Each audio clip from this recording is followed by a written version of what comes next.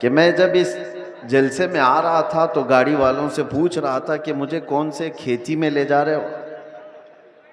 पगडंडियों से गुजरते हुए यहाँ आ रहे हैं। इतना बड़ा जलसे का निजाम देख करके एक बात तो समझ में आती है, सीमांचल के लोग सही ढंग से अपना घर नहीं बना पाते हैं। लकड़ियों के घर, छप्पर के घर, लेकिन मेरे मुस्तफ़ा के नाम पर आलीशान जलसा तो जरूर सजा लेते। इसमें कंप्रोमाइज नहीं किया जाता, इसमें कोई कंप्रोमाइज। कहां ये जलसा और कहां छोटे छोटे घर, कोई मुताबकत नहीं लगती। और बहुत बड़े बड़े लोग ये सब नहीं करते, गरीबों के हिस्से में ही ये काम आया करता है। अल्लाह के नबी सल्लल्लाहु तआला अलैहि वसल्लम ने जब मक्का मुकर्रमा में तबलीग शुरू फरमाई थी तो गरीबों ने ही सबसे पहले इस्लाम कबूल किया था और गुरबत में ही इस्लाम फैलता रहा। आज भी मेरे अजीजों, बिहार में बहुत सारे इलाके हैं, लेकिन हम बहुत दूर बैठकर यहाँ के इलेक्शन की धमक भी सुनते थे तो सीमांचल की बात ज्यादा सुनते थे। उसकी वजह क्या है? बिहार में तो बहुत सारे इलाके हैं, बहुत सारे जिले हैं, इस इलाके का तज़किरा ज्यादा क्यों होता है? वजह यह है कि यहाँ पर वो कौम ज्यादा है जो लोगों की नजरों में चुभती ज्यादा है। और यही बात है कि दुनिया का हर दरिंदा हमारी तरफ देखता है और खूनखार नजरों से मिटाने की कोशिश भी करता है। और ये पहली बार नहीं, चंगेज इसके बड़े भी आए, हलाकू इससे बड़े भी आए, लेकिन वो इस दीन मतीन का कुछ बिगाड़ ना सके। आप भी ना घबराना, ये जलसे कोई ख़त्म नहीं कर सकता और ना ये नाम हमारे कभी ख़त्म किए जा सकते हैं। कुछ बात तो है कि मिटती नहीं हस्ती हमारी, कुछ बात तो है कि मिटती नहीं हस्ती हमारी। सदियों रहा है दुश्मन दौरे ज़मा हमारा, यूनान और मिस्र और रोमा सब मिट गए जहां से, बाकी मगर है अब तक नामो निशां हमारा। तौहीद की अमानत सीनों में है हमारे, आसान नहीं मिटाना नामो निशां हमारा। और फिर एक बात, बातिल से डरने वाले ए आसमां नहीं है हम, 100 बार कर चुका है तू इम्तिहान हमारा। एक बड़ी लज्जत है, बड़ा अजीब एहसास है बिहार के, बंगाल के, झारखंड के जलसों में। मैं बोलता बहुत भी हूँ आप लोगों के इंतज़ामात और इंसरामात के ख़िलाफ़ भी, रात भर सजाते हैं और बहुत सारे इसके जो नेगेटिव पॉइंट है उस पर बोलता भी हूँ। लाखों का खर्चा करते हैं बिहार में, जलसे ज़्यादा करते हैं, इस पर बोलता भी हूँ। लेकिन दिल में एक एहसास ये भी होता है, जैसी तैसी है कौम, सर्कस में पैसा बर्बाद करने से मेरे मुस्तफ़ा के नाम पर तो लगाती है। किसी और जगह पर इनको छोड़ दिया जाए तो शायद पता नहीं मुजरे करने वालों को देखेंगे लोग। एंटरटेनमेंट की दुनिया है, यहाँ नहीं तो कहीं और महफिलें लगा देंगे। इसी बहाने कम अज कम यहाँ शोराए इस्लाम आते हैं, खुतबाए इस्लाम आते हैं और ये एक एक लफ्ज पढ़ते जाते हैं, लोगों के दिलों में रस घोलते जाते हैं। जैसे तैसे ये दीन का निज़ाम इन जलसों के ज़रिए से कायम है। बहरहाल मेरे अजीज़ों, एक बात आप समझ करके चलना, यहाँ पर बैठकर तकरीबन 1 घंटा मुझसे पेशतर हज़रत मौलाना साहब ने चंदा भी किया बहुत मस्जिद के लिए। बहुत लोग समझते हैं कि मौलाना लोगों का काम ही क्या है, चंदा करना, रसीद लेके घूमते रहते हैं। तुम्हें अंदाज़ा है दीन का ये सारा निज़ाम अगर ये मौलवी नहीं होते तो पता नहीं तुम क्या कर रहे होते। ये मदरसे, ये मसाजिद की मीनार, ये सारी चीज़ें इन लोगों से कायम है। होते होंगे चंदा खोर लोग, मगर आपको पता है, एक एक पाई दीन के लिए ऐलान करके जमा करना ये उलमा की शान है। क्या उनके अंदर सेल्फ रिस्पेक्ट नहीं है? क्या मांगना उनकी बचपन की आदत है? नहीं। तुम्हारे दरमियान अगर वो हाथ फैलाते भी हैं तो दीन के नाम पर। मेरे मुस्तफ़ा करीम सल्लल्लाहु ताला अलैहि वसल्लम की शरीयत ताहिरा की बका के लिए मुझे बात याद आती है। मेरे वालिद गिरामी फरमाया करते थे, अल जामिअतुल अशरफिया मुबारकपुर आज हिंदुस्तान की एक ऐसी अजीम यूनिवर्सिटी का नाम है जिसके सामने ताजमहल की ऊंचाई भी फीकी पड़ती है। ताजमहल तो लोग टिकट देकर के देखने जाते हैं और फोटो खिंचवा कर आते हैं, मगर अल जामिअतुल अशरफिया वो ऐसी जगह है जहां इंसान बनाए जाते हैं। उलमाए रब्बानीन की एक बड़ी जमात पैदा होती है। जब उसकी तामीर का मसला था, बानी जामिया अशरफिया मुबारकपुर हुजूर हाफिज मिल्लत रहमतुल्लाह अलैह इसी तरह ऐलान कर रहे थे कि कोई है जो ला करके जामिया अशरफिया के लिए कुछ सुपुर्द करे। आपको मारहरा मुतहरा के सैयदजादे सैयदुल उलमा ने बिठा दिया और कहा, मौलाना आप बैठ जाइए, मैं सैयदजादा हूं लेकिन इस इदारे के लिए चंदा मैं करूंगा। आले रसूल हूं, मांगने की आदत नहीं, कभी नहीं मांगा। और उसके बाद जब सैयद मियां रहमतुल्लाह ताला अलैह ने ऐलान किया तो जाहिर सी बात है मुझे ये इलाका देख करके वो बात याद आती है। मौलाना तो 11,000 मांग रहे थे। वहां पर छोटा गांव था, छोटी बस्ती थी। जब मांगा जा रहा था चंदा तो एक बूढ़ी औरत एक मुर्गी का अंडा लेकर के आ गई थी। कहा मेरे घर में इसके अलावा कुछ है नहीं, ये चंदे में कबूल कर लीजिए। मुर्गी का अंडा, ये लोगों के जज्बात थे। और ऐसा नहीं है कि वो अंडा देख करके उसको भेज दिया गया कि इसका क्या किया जाएगा, उसको भी कबूल किया गया। और सैयद मियां रहमतुल्लाह अलैह ने फरमाया था, इस औरत ने ज़माने यूसुफ की याद दिलाती है। खरीदारों में उसका नाम आ जाए बस इसलिए हाजिर हो गई। बहरहाल इस निज़ाम पर मैंने थोड़ी सी गुफ्तगू इसलिए की कि उलमा को हकीर मत समझो। या उलमा ज़वील एहतराम अगर दीन के नाम पर तुमसे कुछ तलब कर रहे हैं तो सारे लोगों को एक कैटेगरी में मत शुमार करो। एक जुमला मैं आपसे कहता हूं, तवज्जो से सुनना। हर दाढ़ी वाला चोर नहीं होता, लेकिन चोर दाढ़ी रख लेता है। चोर अपनी चोरी छुपाने के लिए दाढ़ी रख लेता है। हाँ, इस फार्मूले को समझ करके चलें और इसको हर जगह फिट ना करें। दाढ़ी वाले को देख करके हिकारत से देखना मेरे अजीजों, हरगिज नहीं। कुछ चोर अगर इस तरह के लिबास पहन लें तो ऐसा थोड़ी ना होता है कि हम ये भी तो नहीं कह सकते कि हर चाय वाला चोर है। नहीं कह सकते, नहीं कह सकते। सबको एक कैटेगरी में कैसे शामिल कर दें? ये एक जुमला आप याद रखें, मैं किसी का नाम नहीं ले रहा हूं।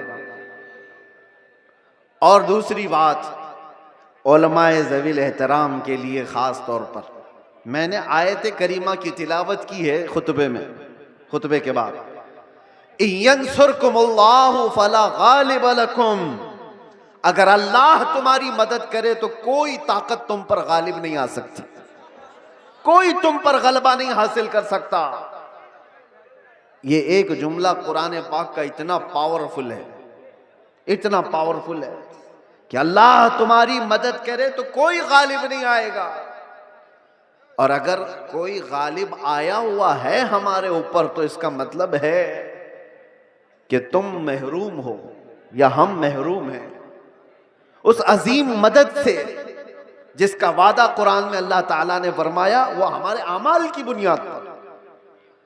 मुर्शिद गिरामी हुजूर ताजु शरिया रहमतुल्लाह ताला अलैह एक आयत की तफसीर फरमाते हुए हमसे कह रहे थे कि एक साहब आए और उन्होंने कहा कि हजरत हमारे गांव में बहुत फसादात हो गए, वायलेशन हो गया, लेकिन मुसलमानों को पकड़ पकड़ करके पुलिस ले जा रही है, 8-10 दिन हो गए, अभी तक थमी नहीं है ये गिरफ्तारियां। और वो बयान करते करते उन्होंने ये कहा कि ये सारी पकड़ धकड़ जो चल रही है इसकी सारी मुखबिरी मुसलमान ही करते हैं। कौन कहां किस घर में छुपा है और क्या क्या कर रहा था सब मुसलमान ही बताते हैं और आकर के इनको अरेस्ट किया जाता है। तब हजरत ने एक आयत पढ़ करके हमें बताया था। कुरान में अल्लाह फरमाता है वलन यजअलल्लाहु लिलकाफिरीना अलल मुमिनीना सबीला। अल्लाह कुरान में फरमाता है हरगिज हरगिज अल्लाह ताला काफिरों को ईमान वालों पर गलबा नहीं देगा, कभी नहीं। लन का लफ्ज है नफी ताकीद के साथ। हरगिज अल्लाह तबारक व ताला काफिरों को ईमान वालों पर गलबा नहीं देगा।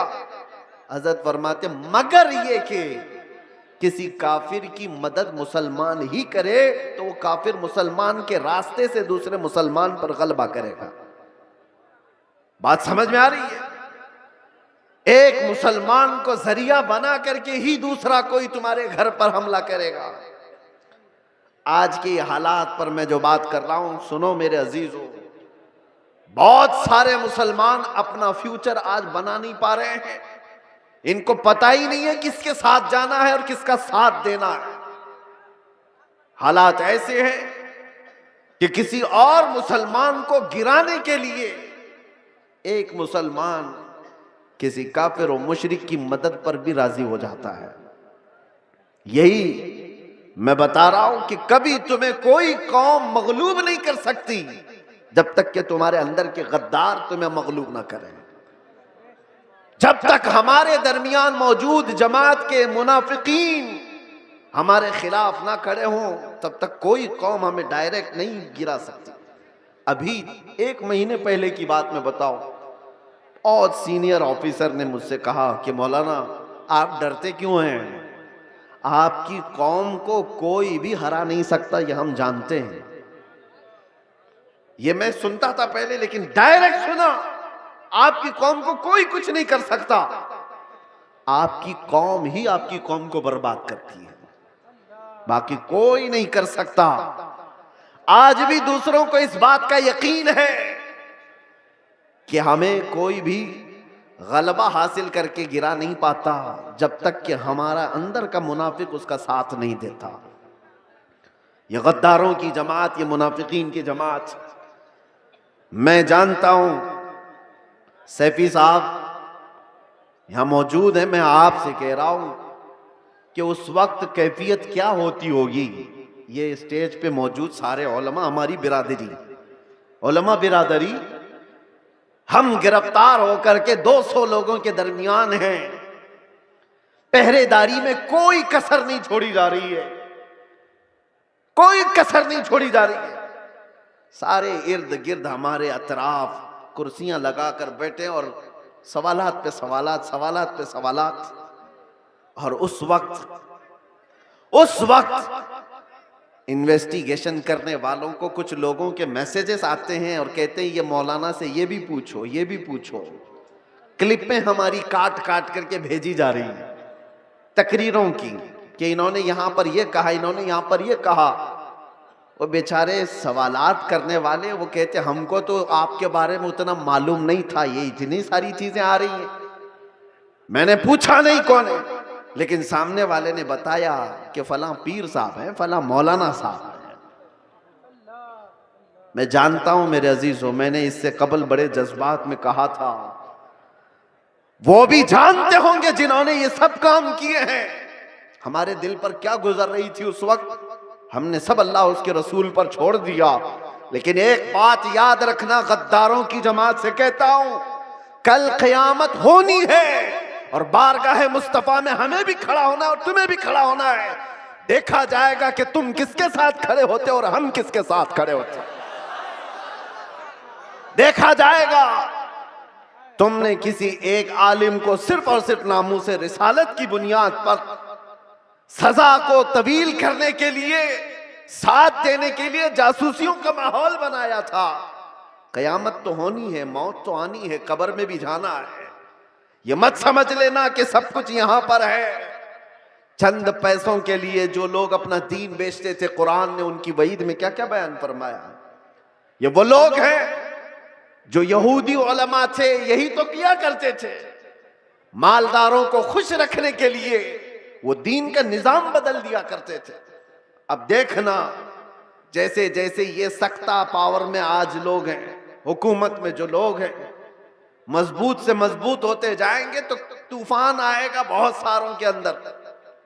कितने तो इधर से उधर निकलने लग जाएंगे कि भाई जिसकी लाठी उसकी भैंस, हमें भी उनकी बोली बोलनी पड़ेगी, हम भी उनके शाना बशाना रहेंगे तो कुछ हमारे भी काम हो जाएंगे। देखना और चंद दिनों के बाद वो चाहे उलमा दिखने वाली जमात में से लोग हों या नेता बनने वाले लोग हों, ये सब वो चाटुगिरी करने वाले लोग इन तूफानों में अब किसके किसके साथ जाने लगेंगे और कौम की दलाली करने लगेंगे। देखना आप चंद दिनों के बाद। और ऐ कौम के गयूर नौजवानों, मोहब्बत मुस्तफा पर और नामूसे मुस्तफा पर तुमने जज्बात में आकर के जो नारे लगाए, इनका पास व लिहाज रखना। चाहे पूरी जमात के बड़े बड़े लोग किसी ऐसी जमात के साथ चले जाएं जो मेरे मुस्तफा के दुश्मन हैं, उन्हें मत देखो, उनकी दौलत ना देखो, उनकी सियासत ना देखो, उनके ऊंचे मर्तबे ना देखो। मैं गरीब ही सही, मेरे दामन में मेरे मुस्तफा की मोहब्बत काफी है। इस पर कायम रहना। तुम्हारे घर छप्पर के हैं, तुम्हारे इलाके बाढ़ से डूब जाते हैं, बहुत सारे मामलात हैं, इस पर राजी रहना, लेकिन ईमान का सौदा कभी ना करना, नामूस है मुस्तफा का सौदा कभी होने नहीं देना। ऐसों की जमात से अपने आप को बचाए रखो जो दीन का सौदा करते हैं। मेरे अजीजों, एक बात मैं कह रहा था, मौलाना अभी जो चंदा कर रहे थे एक मस्जिद ही के लिए, लोग मजाक उड़ाते हैं हमारा। सुन्नियों के जलसे देखो चंदे कर रहे होते हैं, अरे भाई करेंगे ही ना, हमारे पास सऊदी रियाल थोड़ी ना आते हैं, हम तो गरीबों से ही बना रहे हैं जो कुछ भी बना रहे हैं। हमारे पास कौन सी हुकूमत है, ना सऊदी है, ना कतर है, ना कुवैत है, कुछ नहीं है। हो सकता है तुम्हारे पास डॉलर भी आते हो, रियाल भी आते हो, पाउंड भी आते हो, तुम्हारे आकाओं से सब आता होगा। ये गरीबों की बस्ती में जो आता है इनकी मेहनत मजदूरी की कमाई से ही आता, और इसीलिए रियालों पर पलने वालों से डर कौम को, दुनिया को नहीं है, इन गरीबों की बस्तियों से लोगों को डर है कि इनकलाब पैसे के लालचियों से नहीं आता, ये ईमान पर जिंदा रहने वाली गरीब कौम से इनकलाब आता है। गुरबा से दुनिया डरती है। आपको पता है कैसर और किसरा की ताकत का अंदाजा लगा सकते हो। कैसर कहते थे रोम के बादशाह को, किसरा कहते थे ईरान के बादशाह को। ये उस जमाने की बात कर रहा हूं जब तकरीबन पूरी दुनिया में दो बड़े सुपर पावर हुकूमतें थीं। Super power, Persian empire, Roman empire. Roman empire कैसर, पर्शियन एम्पायर किसरा। ये मेरे मुस्तफा करीम सल्लल्लाहु ताला अलैहि वसल्लम के जमाने की बात कर रहा हूं। और जब हुजूर पाक के जमाने से थोड़ा सा जमाना आ गया, सिद्दीक अकबर का, फारूक आजम का, मदीने से ये सहाबा की जमातें निकली थी और ये बात कर रहे थे कैसर और किसरा से मुकाबले की। सोचो, सीमांचल के गरीब लोग, बस्तियों में रहने वाले, जिनके यहाँ पक्की सड़क भी ना हो, और वो गांव के रहने वाले अगर ये कहे हम अमेरिका से लड़ने वाले हैं, रशिया से लड़ने वाले हैं, तो दुनिया मजाक ही तो करेगी। दुनिया क्या कहेगी, अरे तुम्हारे छप्पर के घर हैं और तुम बात कर रहे हो सुपर पावर से लड़ने की। बिला तशबी बिला तमसील सहाबा इकराम जिस वक्त ये बात कर रहे थे कि कैसर और किसरा को भी हम फतह कर लेंगे, रोम और ईरान को भी फतह कर लेंगे, मक्का वाले ठट्टा मार करके हंसते थे। जिनके पांवों में चप्पल नहीं, जिनके कपड़ों पे पैबंद लगे रहते हैं, जो 10 लोग एक खजूर पर पूरा दिन गुजारते हैं, ये वो मोहम्मद अरबी के गुलाम हैं। रोम और ईरान फतह करने की बात कर रहे हैं। मजाक उड़ाया जाता था, लेकिन तारीख की सच्चाइयां बताती हैं वो मजाक करने वाले देखते रह गए, देखते रह गए। सहाबा की जमात, वो फाका कशी पर रहने वाले, एक पैबंद लगा जुब्बा पहनने वाले, बगैर चप्पल के कई कई लंबे मील तक सफर करने वाले सहाबा जब निकले थे तो कैसर और किसरा को घुटने टेकने पर मजबूर कर दिया था। उमर फारूक रदी अल्लाह ताला अन्हु के जमाने में वो वक्त आया था कि जब किसरा की हुकूमत भी तहोबाला हो गई, कैसर की तमाम सल्तनत की रानाइयां खत्म हो गई और फिर परचम इस्लाम लहराया था, तो आज तक ईरान पर जो इस्लामी हुकूमत का गलगला है आज तक मौजूद है। मैं आपसे कहता हूं कि दुनिया ने हमेशा ये देखा है मोहम्मद अरबी सल्लल्लाहु ताला अलैहि वसल्लम के गुलामों में इनको कमजोर देखा गया है, इनको गरीब देखा गया है, फटे पुराने कपड़ों में देखा गया है, उलझे बालों में देखा गया है। लेकिन जब इस कौम को जलाल आता है तो बड़ी बड़ी हुकूमतों के तख्ते पलट जाते हैं। इसी को इकबाल ने कहा था, निकल करके सहरा से जिसने उलट दिया था तख्ते रोमा को, सुना है कुदसियों से मैंने कि वो शेर फिर होशियार होगा। सुना है कुदसियों से मैंने कि वो शेर फिर होशियार होगा। ऐ सुन्नियों, घबराने की जरूरत नहीं, मायूस होने की जरूरत नहीं, अपने आमाल बदलने की जरूरत है, अपने अखलाक बदलने की जरूरत है, ईमान की मजबूती लाने की जरूरत है। हमारे पास बचा क्या है? अभी जो चीज बची है वो मोहब्बत मुस्तफा, नबी करीम सल्लल्लाहु ताला अलैहि वसल्लम पर मर मिटने वाली जो कैफियत है, ये दुनिया की सबसे अजीम दौलत अल्लाह ने तुम्हें अता की, इसको बचाए रखो। ये भी अगर खत्म हो गई तो चलती फिरती लाशें हैं और कुछ भी नहीं बचा। हाँ, आपका एक सवाल है, जैसे हमसे भी कहते थे लोग, बहुत बोलते थे, गिरफ्तार होकर के गए, जेलों के पीछे पड़े रहे, कोई पुरसाने हाल नहीं, धक्के खाते रहे, कैसी कैसी जगहों पर बैठते रहे, क्या ये इज्जत की बात है? मेरे अजीजों, ये गिरफ्तारियां यह हमारे आबाओ अजदाद की सुन्नत है। हाँ, जेल कैद ये सारी चीजें नई बात नहीं है।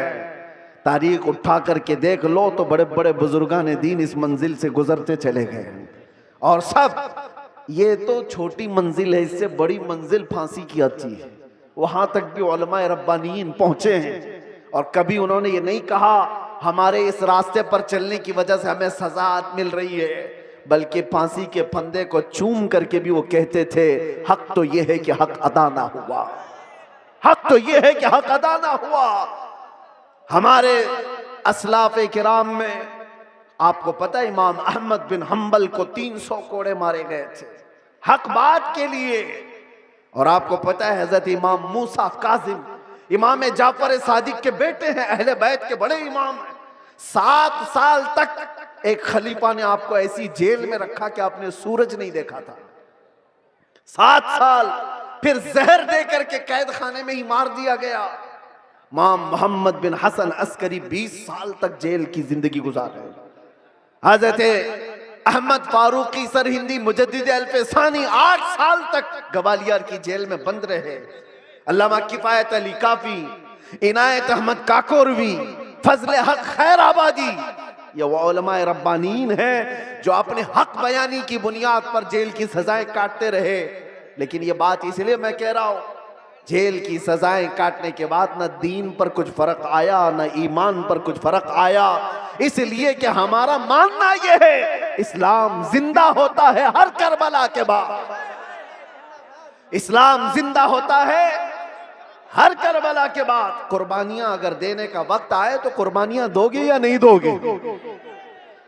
हुजूर पाक सल्लल्लाहु ताला अलैहि वसल्लम के नाम पर आजमाइशें आएंगी तो उन आजमाइशों के लिए तैयार रहोगे कि नहीं रहोगे?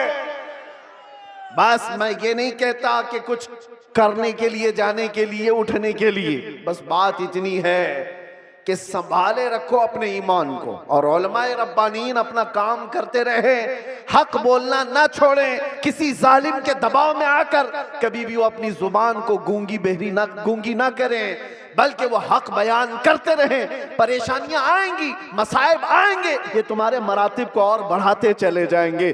किसी सेठ की चापलूसी में हक बयानी से आप दूर ना भागें, इसलिए कि सेठ न तुम्हें रिस्क देता है न तुम्हें हयात देता है। अल्लाह रब्बुल इज्जत रज़्ज़ाक़ हकीकी है, वही हयात व ममात का मालिक है। उलमाए रब्बानीन को भी ये चाहिए कि हालात ज़माना को देखें जरूर, लेकिन हक बात से आप अपनी जुबान को न रोकें, इसको चलते रहने दें। अल्लाह की गैब से मदद होगी और कौम के अंदर ईमान जिंदा रहेगा, कौम के अंदर बेदारी बाकी रहेगी। और अगर ये चुप हो गए तो कौम का एक बड़ा हिस्सा बुज़दिल बन जाएगा, कौम का एक बड़ा हिस्सा बुज़दिली का शिकार हो जाएगा।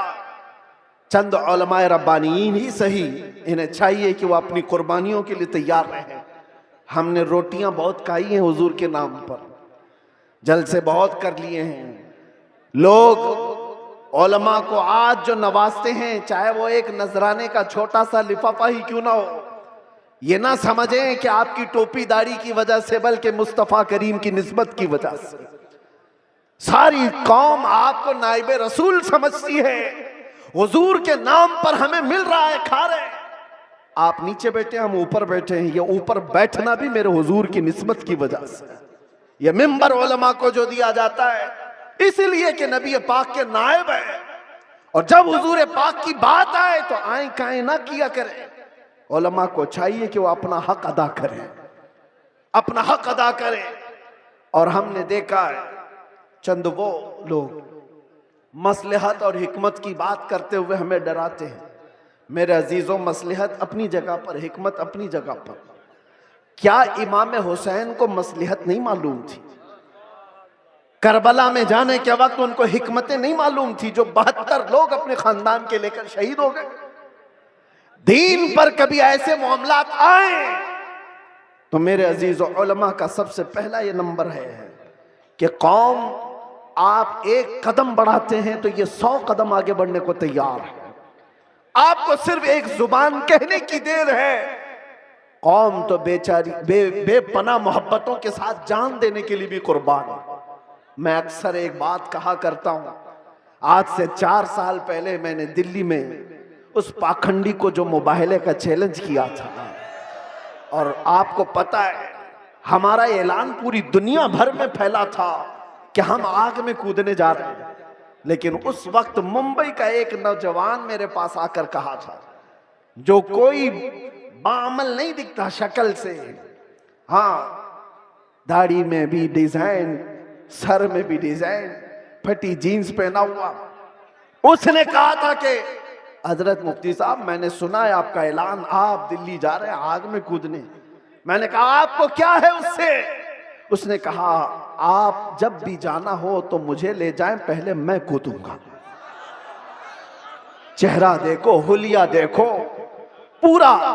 मैं ये कहता हूं उलमाए रब्बानीन से, हमें सिर्फ कहने की देर है, सारा महाज कौन संभालेगी? सारा महाज।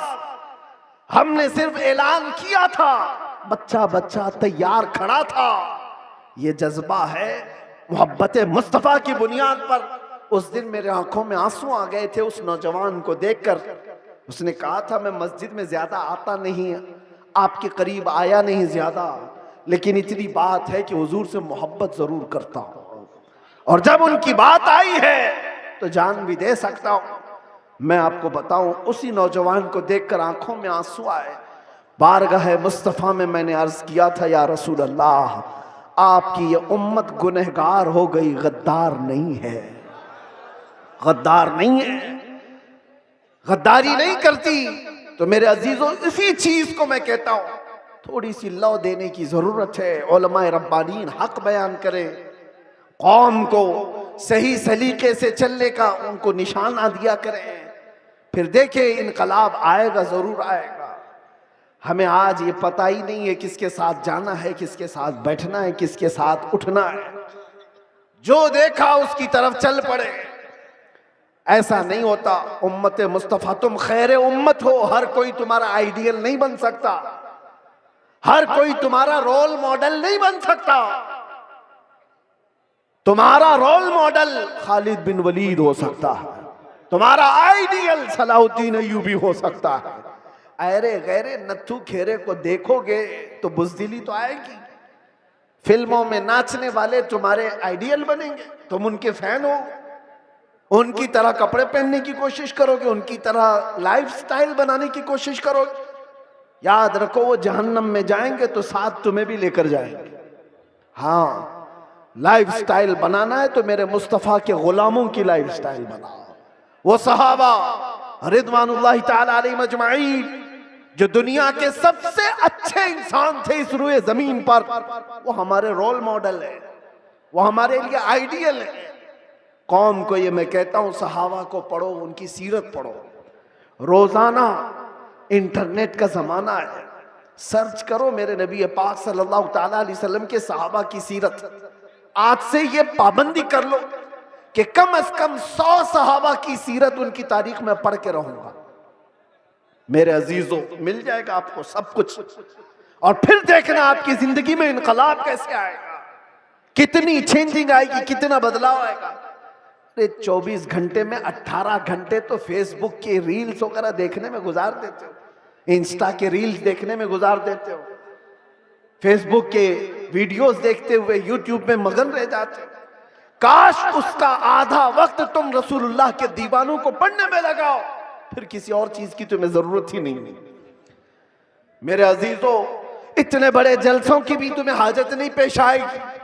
तुम अपनी जिंदगी को मेरे नबी पाक के गुलामों को पढ़ करके खुद समझ जाओगे, क्योंकि मेरे आका ने फरमाया अस्हाबी कन्नुजूम बिअय्यिहिम इक्तदैतुम इह्तदैतुम।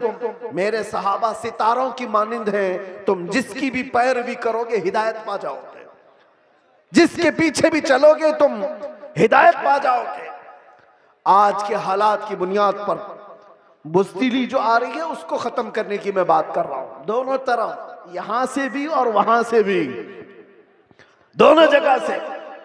और उन सेठों से भी मैं कहता हूं जिनको अल्लाह ने थोड़ा माल दिया है, तुम अपने माल का गलत इस्तेमाल ना करो। और किसी के पास माल आ गया है तो सबसे पहला वो क्या काम करता है, उलमा पे हुकूमत जमाने की कोशिश करता है। वो चाहता है कि सारे मौलाना मेरे इशारे पर चले। ये सारे सेठों का मिजाज बनता चला गया। मौलाना साहब मस्जिद में वही बयान करेंगे जो मैं चाहूंगा। तुम्हारा दीन चलाओगे कि मेरे मुस्तफा का दीन? और जिन लोगों का ऐसा मिजाज बनेगा वो मेरे मुस्तफा की शरीयत नहीं चला रहे, अपनी तबीयत चला रहे हैं, उनका ठिकाना भी बहुत बुरा होगा। वो अंजाम समझ करके चले। माल आने के बाद, पैसा आने के बाद उलमा की जुबानों को रोक लगाने के लिए अपने माल का, अपने पावर का इस्तेमाल ना करें। हाँ, उनसे रिक्वेस्ट करें, इल्तिजाएं करें कि आप इस मौजू पर कहें, इस मौजू पर, लेकिन बंदिशों के साथ। अरे कितने तो ऐसे हैं, हमारे पास एक मामला ऐसा अभी दूर दराज के इलाके का आया। एक इमाम साहब को हक बयानी करने पर उनके कपड़े फाड़ दिए गए, उनको मारा गया, मिंबर से उतारा गया। किस वजह से? कि उनकी तबीयत की बात नहीं कर रहे थे मौलाना, शरीयत मुस्तफा की बात कर रहे थे। तुम सूद खाते रहोगे और उलमा नहीं बयान करेंगे, शराब पीते रहोगे उलमा नहीं बयान करेंगे, चोरी करते रहोगे उलमा नहीं बयान करेंगे। अगर तुम्हें तुम्हारी बुराइयों के बारे में बताने से बुरा लगता है तो डॉक्टर के पास भी मत जाना। वो तुम्हारी बीमारियों को जब बताता है तो क्या थप्पड़ लगाते हो? जब तुम्हें वो कहता है कि तुम्हें बुखार हो गया है, पेट में अल्सर हो गया है, तो क्या थप्पड़ लगाओगे? गिड़गिड़ाने लग जाओगे, डॉक्टर साहब इलाज कर दो, जल्दी से अल्सर निकाल दो।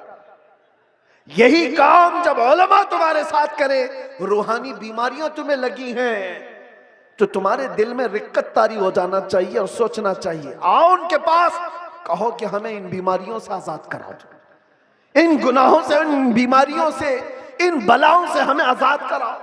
लेकिन उल्टा है, पैसों का जोर ऐसा कि उलमा की दाढ़ियां खींच ली, उनके जुब्बे खींच लिए, उनकी इज्जतों पर उंगलियां उठाने लग गए। ये मिजाज बदलो मेरे अजीजों। और आज जलसों के सिलसिले में एक और बात मैं कह के जा रहा हूं। इंतजामिया जितने जलसे करते हैं, बाहर से आने वाले शायर, बाहर से आने वाले मुखर्रिर, ये सारे अपनी जगह पर। तुम अपनी मस्जिद के इमाम को अगर खुश नहीं रख सकते तो इन जलसों को क्या हासिल है? इन जलसों का क्या हासिल है? लाखों रुपए जमा करते हो और ये सब पे खर्चा करते हो। मस्जिद का इमाम 5,000 के लिए तरस जाता है। मोहल्ले के इमाम को समझते हो कि ये तो घर की मुर्गी है, दाल बराबर, इसको तो चलाया जा सकता है। वो तुम्हारे साथ साल के पूरे दिन रह रहा है, हम तो आधा घंटा 1 घंटा आकर के जा रहे हैं। जो साल भर तुम्हारे साथ खिदमतें कर रहा है उसका दिल ज्यादा खुश रखो। अगर वो मुतहर्रिक नहीं होता तो तुम्हारे पास दीन का मिजाज आता कहां से? तुम्हारे बच्चे कुरान पढ़ते कैसे? अगर वो मेहनत ना करे तो अलिफ से बा तक ना आए बच्चों को, तो फिर सबसे पहला हक है उसका। ये मिजाज भी बिहार हो कि कहीं पर भी हो, मैं ये देना चाहता हूं। हम नजराने के लिए नहीं आते, एक बात याद रखें कान खोल करके। बहुत सारे लोगों ने मैं बना रखा होगा, मैं आज ऐलानन ये कहता हूं, हमारे नाम पर कोई दलाली ना करे। हमारा कोई एजेंट नहीं है जलसों के लिए। हम तारीख के लिए बहुत सारे लोग फोन करते हैं और कितनी हमारे पास ऐसी खबरें आई कि फला ने तारीख दिलाने के नाम पर 50,000 ले लिए, 1 लाख ले लिए। कौम से मैं कहता हूं किसी को 1 रुपया भी देने की जरूरत नहीं। अल्लाह रब्बुल इज्जत ने हमें जितना अता किया वो बहुत है, बहुत है। मैंने जलसों को कभी भी जरिए माश नहीं बनाया है। अल्लाह शाहिद है, अल्लाह शाहिद है। किसी भी जगह हमने कभी कोई डिमांड नहीं किया। हाँ, खुशियों के साथ, मोहब्बतों के साथ लोगों ने जो दिया रख लिया, अलग बात है। कभी किसी से तकाजा किया हो तो मेरे सामने खड़ा होकर के बता दे, कभी नहीं।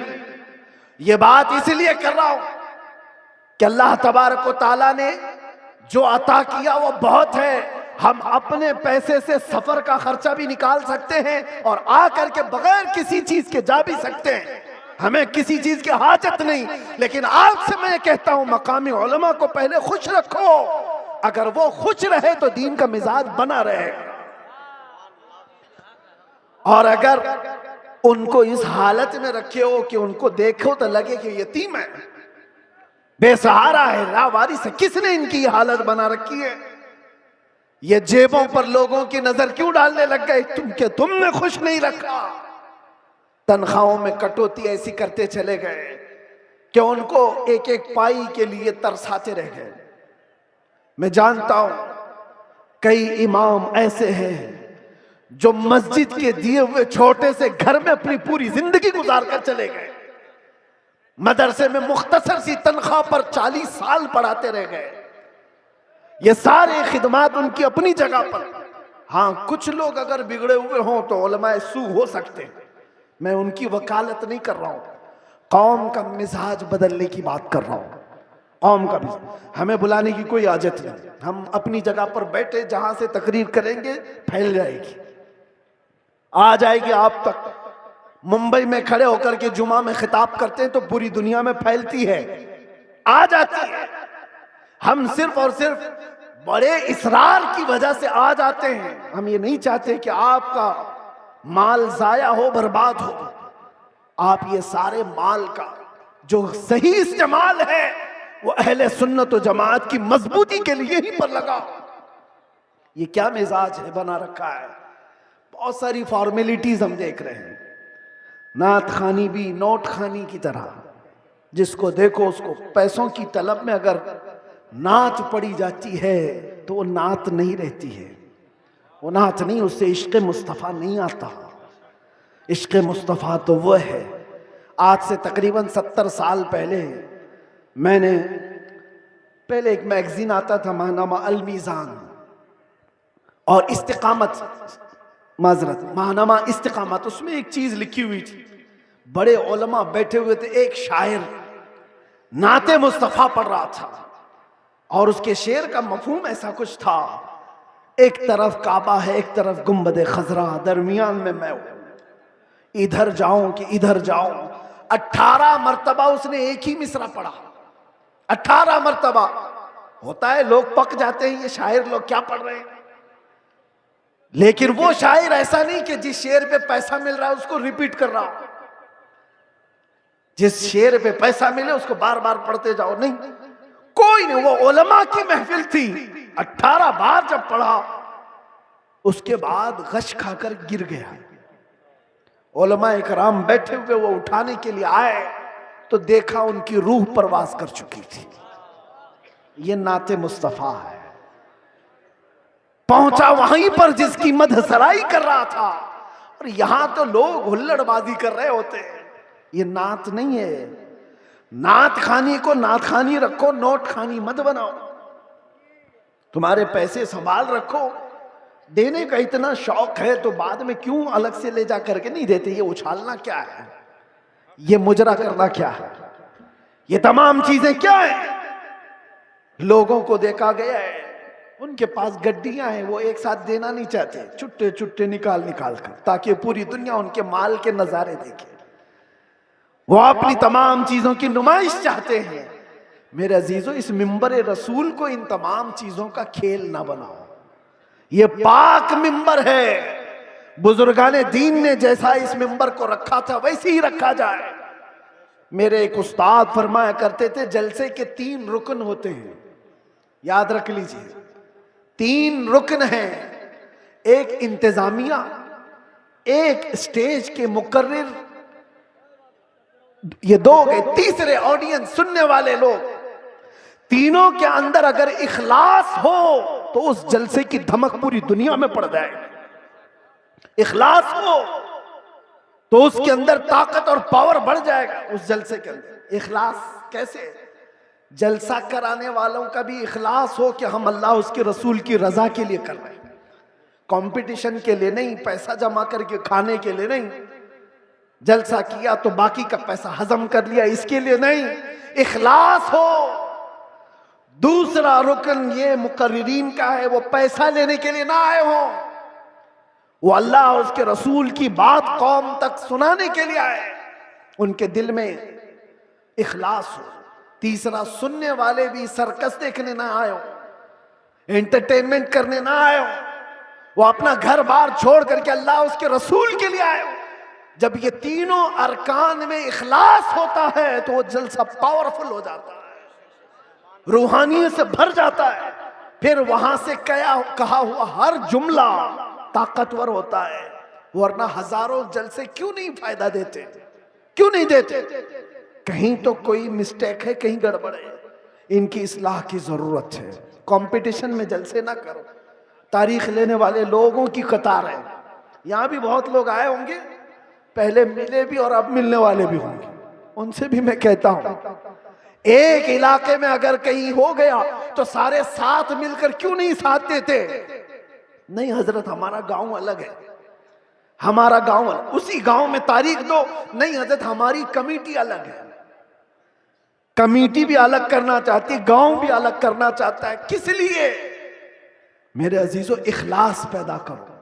ये दीनी काम दिखावे के लिए नहीं होते, ये दीनी काम इखलास के लिए, अल्लाह के रसूल की इस शरीयत ताहिरा की हिफाजत के लिए। बहरहाल मैंने जो कुछ भी कहा आप लोगों के मिजाज से हट करके कहा। हो सकता है कड़वी लग जाए बात, लेकिन बीमारियों की दवा कड़वी होती है। बुखार की गोली कड़वी होती है, निगल जाओ तो फायदा है, उगल जाओ तो बुखार बढ़ता जाएगा। इसलिए उलमाए रब्बानीन, जलसे के मुंतजिमीन और अवामुन्नास सब के लिए मैंने ये बात कही है। अल्लाह ताला सबसे पहले इन सब बातों पर मुझे अमल की तौफीक अता फरमाए और सारी कौम को अमल की तौफीक अता फरमाए। मेरे अजीज